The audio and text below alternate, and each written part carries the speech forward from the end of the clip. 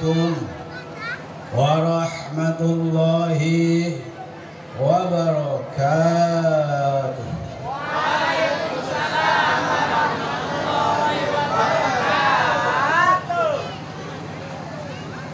Alhamdulillahilladzi nazzala al-furqana ala 'abdihi liyakuna lil 'alamina nadhira wa ruqa'an fi maratibil balaghah ila haddin ajaza dawul lisan minal insi wal jan an mu'aradati qisari suwarihi walau kana ba'duhum li ba'din dhahira. Sallallahu wasallama ala sayyidina Muhammad wa sallama tasliman katsira. Qala Allahu azza izzuh wa jalla jalaluh fi ba'di ayatihi alladhi qad yusamma dzikra.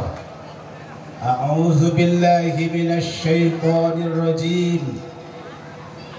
Wa nunazzilu minal qur'ani ma huwa shifaa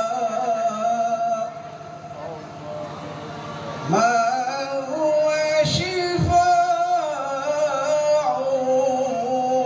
wa rahmatun lil mu'minin. Al-ayah sadaqallahu alaihi. Ashabul fadhil wal fadil, para alim ulama, para nenek mama, para masyayikh, para asatir, orang-orang tua kita, para pejabat, walaupun tidak nampak, yang nampak sahabat kami dari Singarang, beliau adalah tuk beliau kita, alhamdulillah datang, dan anaknya khatam Al-Quran, mudah-mudahan beliau sudah khatam 10 kali.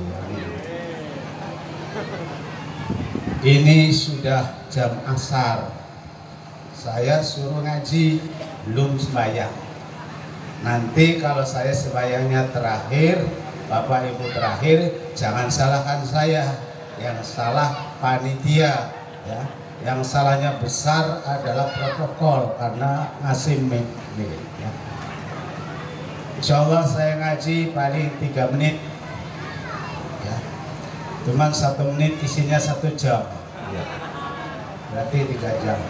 Menit pertama, pengajian ini isinya 1 tasyakuran, 1, 2 khataman Al-Quran, 2, 3 pondok pesantren Syekh Daud. Kemudian yang keempat peringatan Isra, yang kelima peringatan Mi'raj. Banyak sekali ini acaranya kalau diputus-putus, tapi saya singkat pengajian Al-Quran. Karena walaupun apa saja di macam-macam di model-model, kembalinya kepada ibu kandungnya acara. Ibu kandungnya acara adalah khataman Al-Quran atau khatmil Quran. Memelihara Al-Quran sama saja memelihara Isra Mi'raj. Memelihara Isra Mi'raj sama saja memelihara pondok pesantren. Memelihara pondok pesantren sama saja memelihara Nahdlatul Ulama. Betul? Kalau betul setuju tepuk tangan. Pada zaman Rasulullah sallallahu alaihi wasallam, Al-Quran diturunkan kurang lebih 22 tahun 2 bulan. Berapa hari? 22 hari. Hampir 23 tahun. Coba bayangkan. Mengingat-ingat ayat surat Juz. dari tahun pertama sampai tahun ke-23. Ini kalau tidak dapat hidayah dari Allah Ta'ala susah. Contoh, ini dari Sungarang, ada anak tamatan aliyah sudah menjadi ustadz, ikut hataman qiraatin. Itu anak saya. Saya nggak pangling, namanya kalau salah Sukma. Nah, di sini sudah menjadi pengurus, jadi ustazah, nggak minder ikut hataman qiraatin. Nanti Pak Rio nggak usah minder Pak, ya. Apalagi namanya Sayyidina Umar bin Khattab radhiyallahu anhu. Ini harus hatam Al-Quran. Jadi begini, ya, saya ngomong poin aja. Ya. Al-Quran ini pernah dikumpulkan melalui proses 3 kali. Yang pertama pada zaman Rasulullah SAW, Al-Quran ini dari Lauh Mahfuz ke Baitul Izzah sekaligus 30 juz. Dari Baitul Izzah ila Sama'id Dunya diangsur 5 ayat, 7 ayat, 5 ayat, 7 ayat sampai waktu 23 tahun. Ketika ayat Al-Quran turun melalui malaikat Jibril kepada Nabi, kadangkala Nabi ada di rumah, kadangkala Nabi ada di perjalanan, kadangkala musim penghujan, kadangkala musim kemarau. Makanya nanti ada yang dinamakan ya, ayat-ayat as-soeb, ayat-ayat asyita, ayat-ayat safar, ayat-ayat hadroh. Jadi Al-Quran ketika turun, Rasulullah menyediakan sekjen, sekretaris jenderal. Sekretaris jenderal Al-Quran waktu itu kurang lebih 42 sekretaris. Di antaranya adalah sahabat Zaid bin Sabit. Ini yang sangat dipercaya. Jadi orang yang paling hebat ilmu faraid pada zaman Sayyidina sahabat adalah sahabat bin Sabit. Pada zaman mujtahid adalah Imam Syafi'i. Nah, itu termasuk tokoh ilmu faraid sahabat Zaid bin Sabit. Apa yang dilakukan oleh sahabat Zaid bin Sabit? Sahabat Zaid bin Sabit itu suruh mengumpulkan orang-orang yang hafal Al-Quran. Pada zaman sahabat yang hafal Al-Quran ada yang 30 juz, ada yang setengah 30, ada yang seperempat 30. Makanya kita nggak usah gengsi. Ngapal Quran baru setengah juz, nggak apa-apa. Baru setengah juz meninggal, itu hukumnya sama saja hafal 30 juz. Makanya sekarang berlomba-lomba. Apalagi ini yang bajunya seragam, coba kita tes, hafal apa enggak? Jangan cuma nguji doang. Wah. Tapi saya yakin hafal karena beliau pelatih ya. Cuma saya ini memberitahu kepada panitia, kalau pesertanya dibelikan baju seragam baru, maka pelatihnya ya, guru-guru ikmal kalau bisa diikutkan seragamnya baru. Ini saya usulkan kepada Bang Azwar ya, ketua yayasan, dan syukur-syukur saya juga ikut baru kan gitu. Ini namanya merata. Janganlah aja hujan turun lokal, di sini hujan, di sini tidak. Nah ini, itu ada syairnya. Walastu aros sa'adata jam amal. Jangan sekali-kali ada hujan itu turun lokal. Kalau hujan merata. Kalau rasanya nggak merata, nggak usah kamu pakai baju baru. Saya kan beli sendiri. Ternyata beli sendiri. Ya. Jadi Al-Quran pada waktu zaman turun pertama kali mempunyai sekretaris. Ada yang hafal 30, ada yang hafal 15, ada yang hafal 10 dan sebagainya. Bisa lihat di dalam kitab Tarikh Tasyrik. Saya ngomong tidak ngawur ya. Tarikh Tasyrik.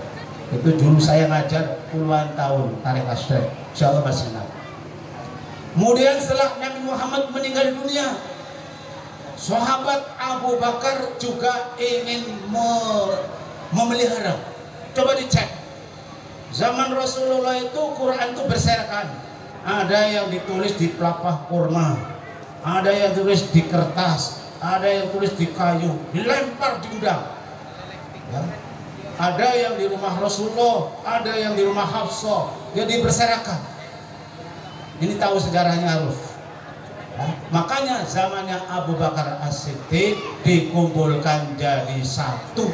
Nah, setelah pembukuannya selesai, bacaannya ini morat-marit. Karena Al-Quran diturunkan memakai bahasa Quraisy. Sebagaimana ini ya, ada apa tuh makanan dimasak oleh Daud Al-Masruri. Nanti akan diserahkan kepada pengunjung, rasanya macam-macam. Al-Quran juga begitu. Karena Nabi orang Arab, ya. Nabi orang Arab, Nabi keturunan bangsa Arab, maka Al-Quran memakai bahasa Arab. Bahasa Arab adalah bahasa surga. Bahasa Arab adalah bahasa kuburan. Makanya Bapak Ibu sekalian, kalau mau meninggal kursus bahasa Arab dulu. Kalau belum kursus bahasa Arab, jangan ingin meninggal. Nanti kalau ditanya, marah buka, saya tidak tahu. Hajar, marah buka. Tanya-tanya. Saya nak guru Daud Al-Masruri, biasa ngajar Quran. Nggak usah tanya, pergi malaikatnya. Ya, marah buka. Jawabnya, ya Allah. Jadi ini Al-Quran diturunkan melalui bahasa bangsa Quraisy, yaitu bahasa Al-Quran. Lalu karena yang belajar itu dari beberapa bangsa, ada yang dari Turki, ya. Kalau di Bungo itu ada yang dari Sungai Arang, ada yang Sungai Bulu. Akhirnya apa? Diterjemahkan dewe-dewe. Makanya pada zaman Utsman bin Affan, kiroahnya satu. Namanya apa? Kiroah Utsmani. Nah, khotnya khot Utsmani, bacaannya bacaan Utsmani. Walaupun kiroati insya Allah Utsmani. Karena ini oleh Sayyidina Ali, seandainya saya mau memilih metode bacaan, kata Ali, saya pilih metode Utsmani, saya pilih khot Utsmani. Nah ini alhamdulillah di Al-Ikhlas diterapkan metode Utsmani. Tapi insya Allah kiroati pun ada di dalam Utsmani. Ya, tidak usah. Wah, kalau begitu saya tidak sah. Ya, memang kalau kiroati bacanya itu harus menyiapkan tenaga. Ya. Nah itu kan tenaga. Kalau kita santai, auzubillah. Nah, ini mengenai Al-Quran harus dijaga. Nah sampai sekarang Al-Quran dijaga oleh pondok-pondok pesantren sampai ada organisasinya namanya Ikmal. Ya, tepuk tangan, hebat Ikmal. Ikmal hebat. Ikmal itu artinya akmala yukmilu ikmalan, menyempurnakan yang belum sempurna. Ya. Ikatan apa itu keluarga muallimin muallimah. Ya. Ini bapak sekalian, itu artinya Al-Quran. Kemudian bagaimana cara khataman yang baik, cara mulai ngaji yang baik, cara khataman yang baik. Saya baru baca kitab Al-Itqan. Ya. Al-Itqan ini yang biasa dikaji oleh Gus Baha. Itu ada kitabnya di mobil, kalau percaya. Kalau mau ngaji Al-Quran, baik hafalan atau bin nadhar, yang baik mulai hari Jumat. Ya, anak-anak, nanti kamu mulai lagi. Yang baik mulai hari Jumat. Kalau mau khataman yang baik hari Kamis. Ini hari apa ini? Masa nanti dikodok ya. Hari Kamis dihatami lagi, saya diundang lagi, Bapak Ibu diundang lagi, karena ini belum pas. Nah, itu kalau mau mengikuti khataman-khataman yang dilakukan pada zaman Khulafaur Rasyidin.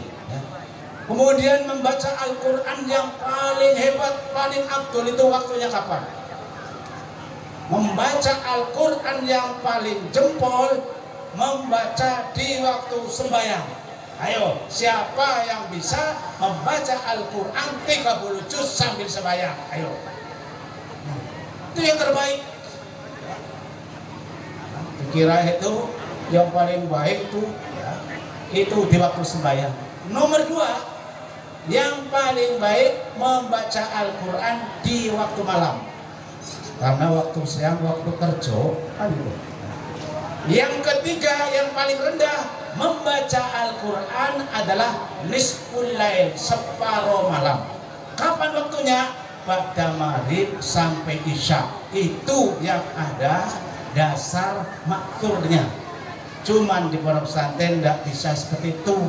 Di tempat saya saja kalau maghrib sampai isya untuk wirid, tapi wiridnya membaca Asmaul Husna, Rabbul Haddad, diniati baca Al-Quran. Nah, ini kalau mau istiqomah ya. Kemudian cara mengkhatami Al-Quran di masa sahabat. Cara mengkhatamkan Al-Quran ini dibaca dari wadduha, setelah selesai ya, pakai takbir Allahu Akbar walillahil hamd, terus sampai dengan surat Al-Fatihah atau sampai surat An-Nas. Kemudian setelah selesai jangan berhenti, diteruskan sampai dengan ya, humul muflihun. Itu ya, itu menunjukkan apa? Orang membaca Al-Quran, mengkhatami Al-Quran jangan disamakan dengan orang makan nasi. Orang makan nasi kalau sudah selesai berhenti, tapi orang baca Quran setelah selesai sambung dulu ya, sambung dulu sampai humul muflihun, nanti sambung lagi. Itu ada bedanya orang baca dunia dengan baca wahyu Al-Quran. Mari kita nyanyian tanggal 27 Rajab, karena ini peserta khotimin khotimat jumlahnya ada 27. Bisa kamu nyanyi 27 Rajab? Ayo coba. 1, 2, 3. 20 Rajab Nabi Muhammad Isra dari Masjidil Haram ke Masjidil Aqsa, Tuhan tunjukkan tanda-tanda kebesaran, tamsilan bagi umat Islam sedunia. Isra dan Mi'raj Nabi Muhammad keluar angkasa menjemput salat yang fardu bagi umat Islam 5 kali dalam sehari semalam. Oh, berarti Isra Mi'rajnya sudah selesai. Nah, ini 1 menit. Sekarang menit kedua ya. Saya akan menyampaikan pesannya Nabi Muhammad SAW, pesan dari Allah kepada Nabi Muhammad SAW waktu Nabi Muhammad Isra. Ya Muhammad, akrimu salatatan. Hai Nabi Muhammad, muliakan 3 golongan. Ini karena pengajiannya sudah sore, ya resikonya begini, keliling mudik ya. Apalagi makanannya keliling ya. Ini kalau Gus Miftah marah nih, untung Gus Sairi susah saya dipanggil Gus, itu namanya sudah Gus. Saya itu waktu mondok dulu, walaupun bukan anak kiai, dipanggil Gus. Kiai saya di Jombang panggil saya semua mau mana Gus, jadi Gus menjadi Gus. Kalau Gus Miftah marah ya, tidak apa-apa lah, ini kan bukan Gus Miftah, Gus Sairi. Nah, apa tadi ya, lupa ini. Menit kedua. Iya, menit kedua. Nabi Muhammad ketika Isra dalam perjalanan dipesani oleh malaikat Jibril, pesan dari Allah. Ya Muhammad, akrimu thalathatan, muliakan 3 golongan. Umatnya juga suruh meniru, akrimu thalathatan, muliakan 3 golongan. Yang pertama al-walid, orang tua. Dengarkan anak-anak, al-walid, muliakan orang tua. Yang kedua al-ulama, apa? Nah itu ribut belakang, berhenti. Yang kedua al-ulama, nomor 2 siapa? Nggak usah di belakang saya, jendel itu. Ngaji dengan saya harus cerdas. Yang ketiga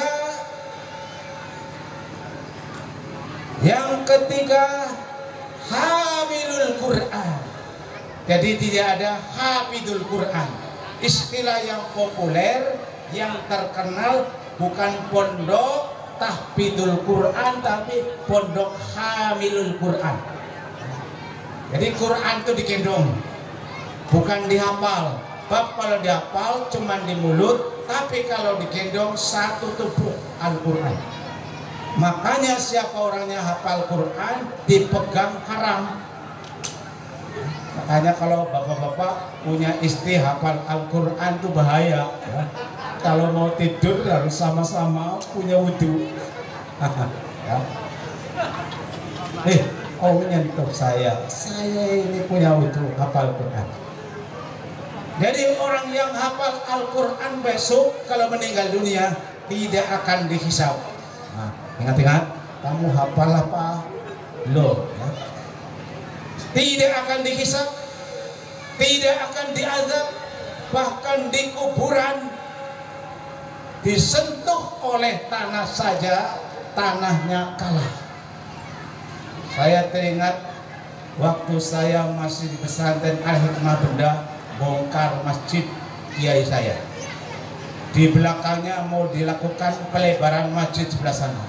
Pas ada kuburannya Kiai Haji Abdul Jamil, bukan orang hafal Quran, cuman sekedar hobi ngajar Quran. Saya termasuk muridnya, namanya Abdul Jamil. Ketika digali, padahal sudah puluhan tahun, masih utuh, kainnya masih utuh. Makanya jangan anggap anak-anak kita itu anak-anak kecil. Beliau ini adalah para wali-wali kita. Makanya jangan berhenti setelah dihatami, berhenti ya. Sayang tuh ya, teruskan sampai hafal. Walaupun cuma dapat 1 juz 3 tahun, jangan salah. Yang penting niat hafal Quran. Siapa orangnya sudah hafal Quran dilelehkan berdosa. Tapi kalau tidak sengaja tidak apa-apa. Nah, pas kamu resikonya ya. Ini namanya hamilul Quran, adalah mulianya sama dengan alim ulama, mulianya sama dengan orang tua. Orang tua itu menurut Al-Quran sepertinya nomor 2-nya Tuhan ya. Jadi kalau kabar taat pada Allah Subhanahu wa ta'ala dengan orang tua, wabil walidaini ihsana ya. Anak-anakku sekalian, 27 anak ini awas dengan orang tua, harus hormat, sama dengan menghormati Al-Quran, sama dengan menghormati para alim ulama.